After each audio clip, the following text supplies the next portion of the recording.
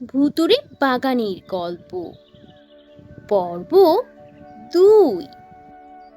শহর থেকে গ্রামে ঘুরতে আসা যুবক কামাল। কামাল গ্রামের মধ্যে এদিকে সেদিকে ঘুরে ঘুরে বেড়াচ্ছিল। হঠাৎ সে ঘুরতে ঘুরতেই কাজী সাহেবদের সেই ভুতুড়ে বাগানে চলে এলো। যেহেতু কামাল শহর থেকে এসেছে, তাই সে এই ভুতুড়ে বাগান সম্পর্কে কিছুই জানতো না। কামাল এই ভুতুড়ে বাগানটিকে অন্যান্য সাধারণ বাগানের মতোই মনে করেছিল, তাই সে বাগানটির চারিদিকে ঘুরে ঘুরে ভালো করে দেখতে লাগলো। এভাবে বাগানের মধ্যে এদিক সেদিক ঘুরতে ঘুরতে কামাল একটি আম গাছ দেখতে পেল। আম গাছটি ছিল পাকা পাকা টসটসে আমে পরিপূর্ণ। গাছটির অধিকাংশ আমই পেকে একেবারে হলুদ হয়েছিল। আর এমন রসালো পাকা পাকা আম দেখে তো কামালের আম খেতে ভীষণ ইচ্ছে করছিল।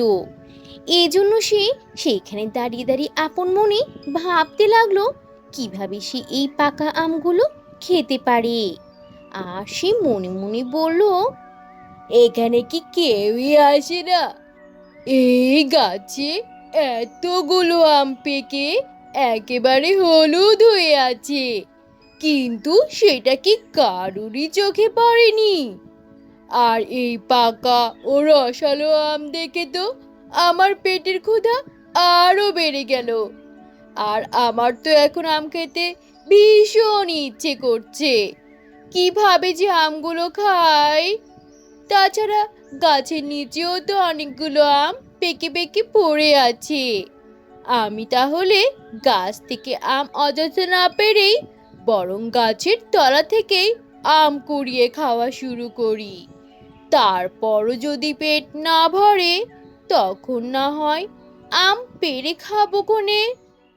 আর তারপরে কি হয় সেসব পরেই দেখা যাবে।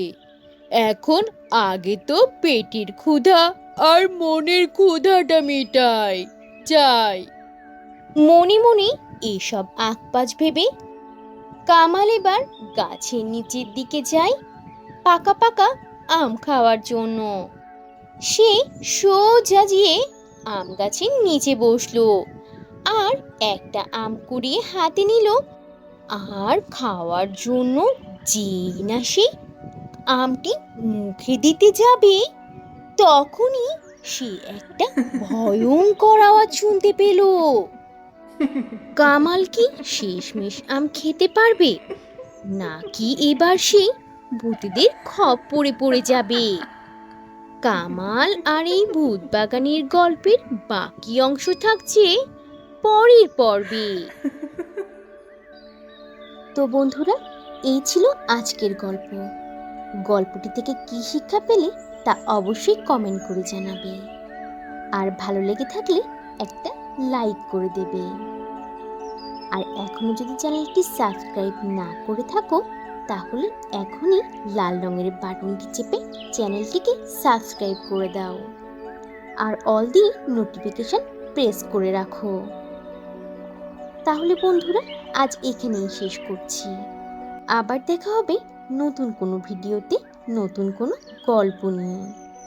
সে পর্যন্ত তোমরা সবাই ভালো থাকবে আর নিজেদের প্রতি খেয়াল রাখবে। আল্লাহ হাফিজ।